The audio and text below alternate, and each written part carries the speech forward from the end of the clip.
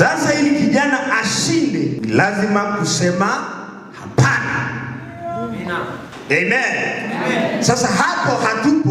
Umekwisha kuondoka mwenyewe. Wengine hapa walisema ni wanachuo, wazazi wenu wako sijui wapi, wachungaji wenu wako huko. Sasa ninyi mko huko, sijui mlisema hapana.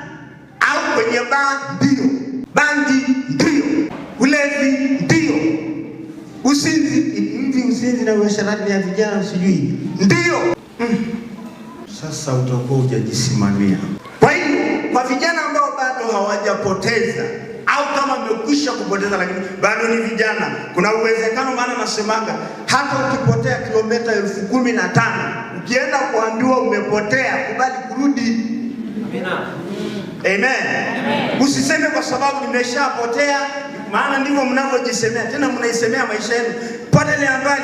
Haya, utapotelea mbali na si mbali. Potea usipoweza kurudi tena.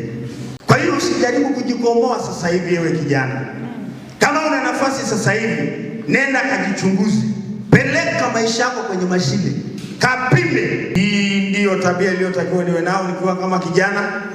Ni haya mambo nilitakiwa niyapokee kipindi hiki nikiwa mwepesi.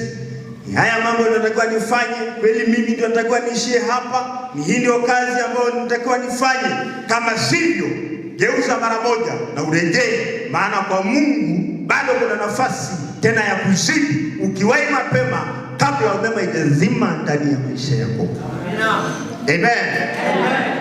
Na siku utaishiwa luku, na huku duniani hawana namna ya kununua. Waingize, ikikatika unaangulia kwenye giza kuu. Biblia inasema ni giza kama limelifaa kama koti.